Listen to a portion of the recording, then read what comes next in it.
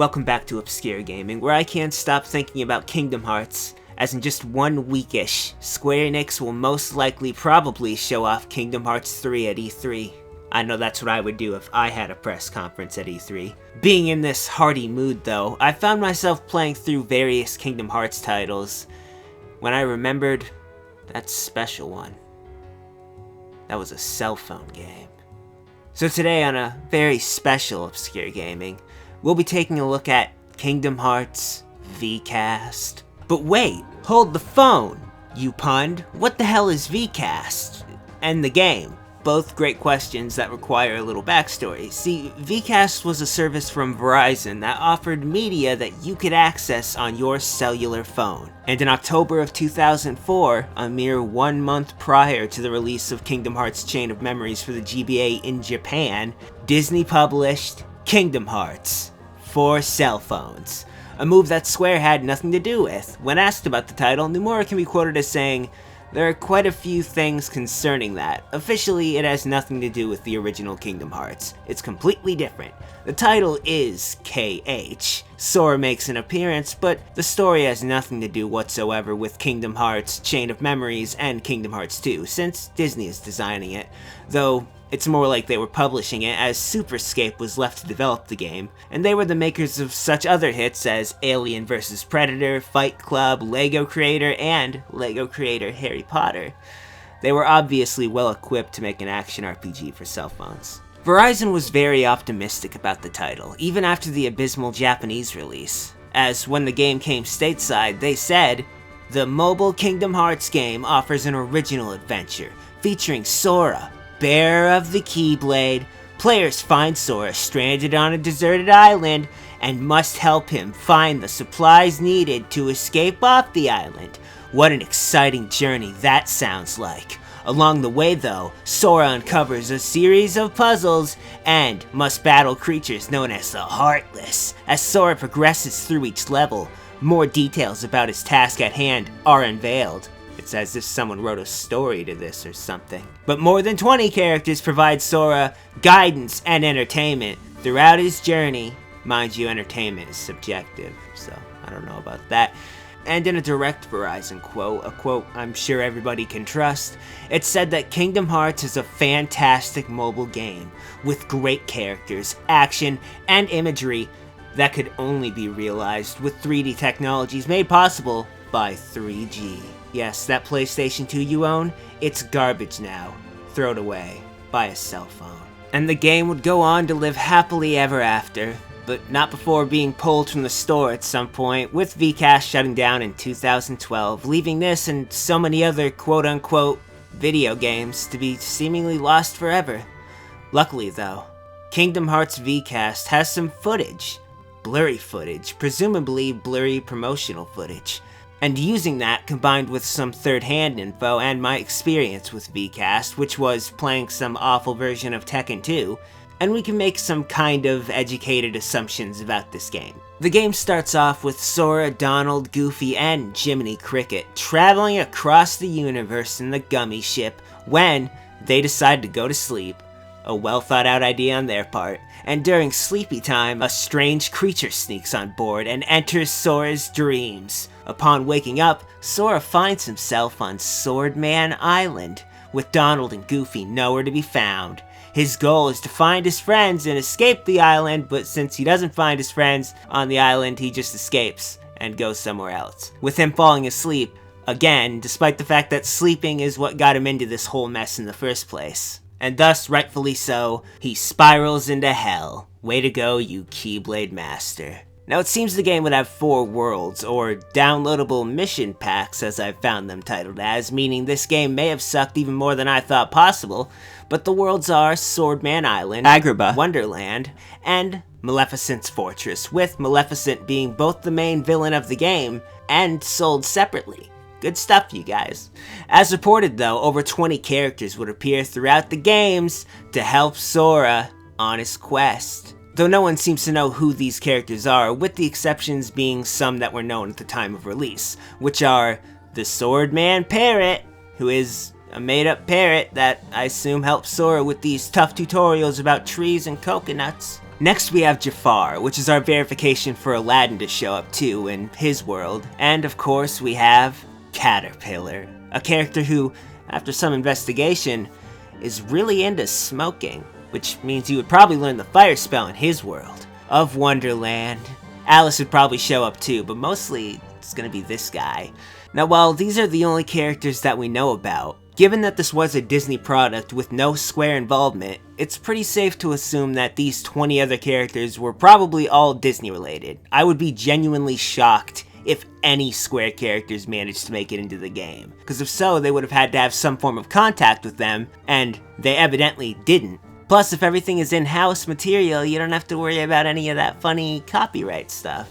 Unfortunately, it also means the story was probably bland as hell, but luckily, that's not what makes a game, that's the gameplay, and it looks messy. Like its official counterpart, Kingdom Hearts VCast is an action RPG with some light platforming elements, but of course, the original formula had to be adjusted so that you could play it on a phone, and when I say phone, I mean this thing.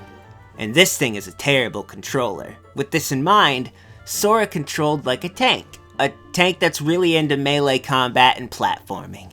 And it looks about as fun as it sounds in concept, which is not very and really awkward, especially because I don't see any lock-on being used for the combat, but Sora's just swinging the Keyblade around and flailing. For a better perspective on the gameplay for those unfamiliar to the tank style of game, imagine one of the earlier Resident Evil titles. Now remove the gun and grab a giant key. Forward moves you forward, backward moves you backward, left turns you to the left, and right turns you to the right.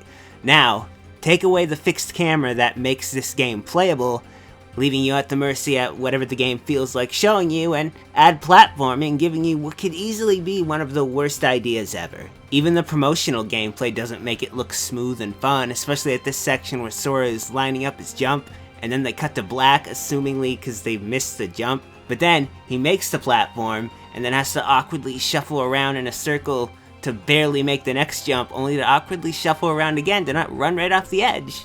Combat seems equally awkward, with Sora just kind of hitting whatever's closest to him, it looks like. As I said earlier, I didn't really see any reticle for the auto-lock thing, so that's some scary shit. As a side note, Sora looks ridiculous trying to hit anything, as I'm fairly sure arms aren't really supposed to move like this. And I'm not gonna lie to you guys, the game doesn't look very fun, or good. Granted, that's not really a call I can make, I guess, but I can stupidly say it out loud anyways. Fun or not though, the game delivers on what Verizon promised. Technically, it's a Kingdom Hearts game, you do play as Sora, and there do seem to be puzzles like, pick up this box and throw it in the water so you can platform, or hey, watch out for these barrels and don't run into the lava. Appealing as it may be, you've got to survive to make it to that treasure chest and get 19 monies, which is a good time to mention the HUD, I guess. Or what they did to it. See, typically you have your health, the health of your allies, and a menu of options like summon, or items, or attack. Here you have your health, the enemy's health, with a picture of them, just in case you want to know what they look like, with the top of the screen being your main info clusterfuck area. If you get an item, that's where you'll read about it. If you get experience, yeah, money, yep, everything up there. As a bonus, all these things overlap, which I just find humorous because it looks bad. But that's all I really have to say about the gameplay, other than that it kind of made me want to play older Resident Evil games again. So let's talk about the visuals. Now, personally, I don't think the game looks that bad, all things considered. Sora looks like Sora, who looks like he's dead on the inside, but it still looks like Sora, I can tell it's him. The Heartless are accurate, and the animations seem decent. I'll admit I don't really have the best comparison to go on for a mobile phone game released in 2004/2005, but I read Nomura was displeased with the visuals. And that man is working on Kingdom Hearts 3, so what he says goes, so it looks like shit. Side note, could you guys please give Riku back his sexy hair from Kingdom Hearts 2? Riku isn't in this phone game, I'm just throwing that idea out there. Or give it to Sora, I'll take either one of those. As for music and sound effects are concerned, the video is silent. So, there you go.